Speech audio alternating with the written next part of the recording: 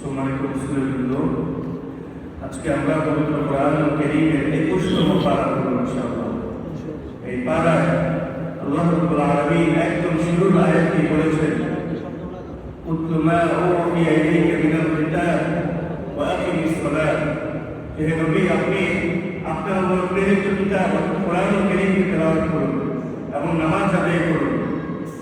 এবং বলেছেন যে নামাজ সকল অশ্লীলতার কাছ থেকে, বেহায়াতের কাছ থেকে মানুষকে বিরত রাখে।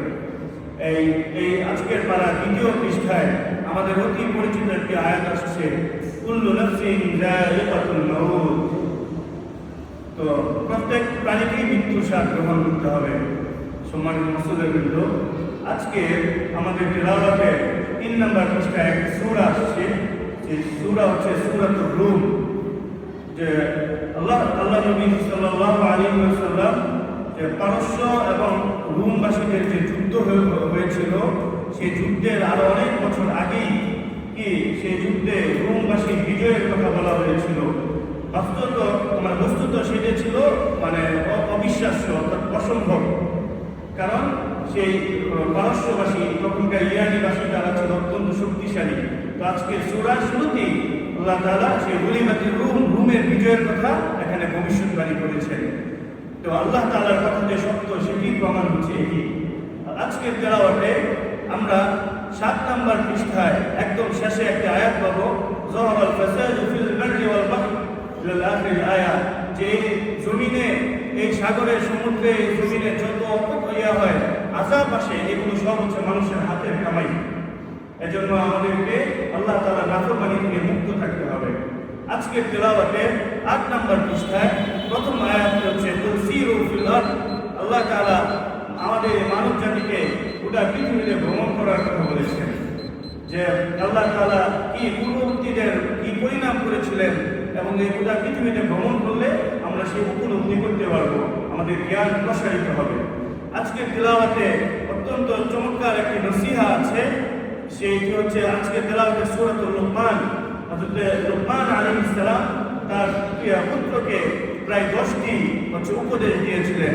সেটি আজকে সবিস্তারে বর্ণনা করা হয়েছে। প্রথমটি যদি বলি, তিনি বলেছেন লা তুশরিক বিল্লাহ, আল্লাহর সাথে কাউকে শরীক করো না। একদম শেষেরটি যদি বলি, আল্লাহ তাআলা তিনি বলেছিলেন ওয়াগদুদ মিন সাউতিক, তুমি নিচু স্বরে কথা বলো। এবং এর মধ্যে তিনি বিভিন্ন নামাজের কথা বলেছেন, তিনি বিভিন্ন উপদেশ দিয়েছেন, কিভাবে চলবো, আমাদের চলার পথ কেমন হবে, এইসব বিষয়ের কথা বলেছেন।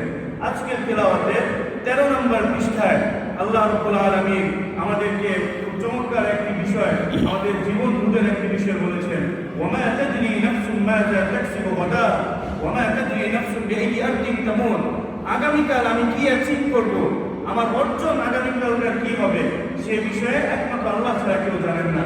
এটা থেকে গোটা পৃথিবীর মুমিনবাসীদের জন্য শিক্ষা হচ্ছে যে আমরা আগামী ফিউচার প্ল্যানিং নিয়ে স্বপ্নে বিভোর না থেকে আমাদের স্বপ্ন হওয়া উচিত কিভাবে আমি জান্নাতে যাব, আমি একজন কিভাবে ভালো মুসলমান হব, কিভাবে একজন প্রকৃত মুমিন হয়ে আল্লাহর সামনে হাজির হব।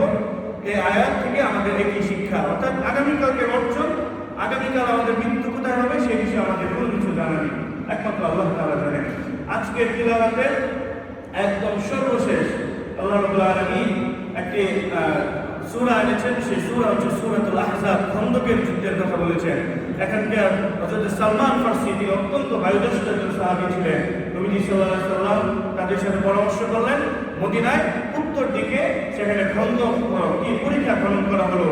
প্রায় 5000 হাত পরীক্ষা খনন করা হয়েছিল।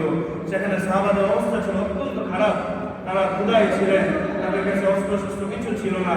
সে অবস্থায় কাফেররা, গোটা কাফেরবাসী, আজকে যেরকম মুসলমানের বিরুদ্ধে সবাই ঐক্যবদ্ধ, তখন মক্কার কাফের, মদিনার কাফের, বনু নাজির, বনু কুরাইজা সব এক হয়ে এই মুসলমানদের বিরুদ্ধে এসেছিল।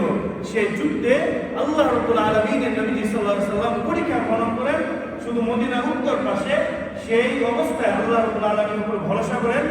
আল্লাহ রাব্বুল আলামিন সে কাফেরদের 10,000 সৈন্যবাহিনীকে মরুর ভূমির মরুর ঘূর্ণিঝড়, অর্থাৎ বালু ঝড়ের মাধ্যমে সে কাফেরদেরকে সেখানে পরাস্ত করে দিয়েছিলেন। তো আর আজকে আমাদের তেলাওয়াতে একটি সিজদা আছে, এটি হচ্ছে উল্লেখযোগ্য। সর্বশেষ একটি কথা, আজকে হচ্ছে 17তম রমাদান, আজকে হচ্ছে পবিত্র বদর দিবস। আজকে এই আমাদের এই যুদ্ধের ঘটনা এবং বদরের যুদ্ধের যে মূল সামারি হচ্ছে যে মুসলমানদের সংখ্যা ছিল কম, কাফেরদের সংখ্যা ছিল বেশি। আজকে আমাদের মুসলমানের সংখ্যা হয়েছে অনেক, সেমনিভাবে কাফেরদের সংখ্যা বেশি, তবে মুসলমানদের ইমানের দুর্বলতা এসেছে। আজও যদি সেই বদরের মতো মুসলমানদের ইমানকে তাজা করতে পারি, আল্লাহর উপর ভরসা করতে পারি, আমাদের বিজয় ইনশাআল্লাহ সুনিশ্চিত। আল্লাহ রাব্বুল আলামিন আমাদেরকে সেই ইমানি কুওয়াত দান করুন। আসসালামু আলাইকুম।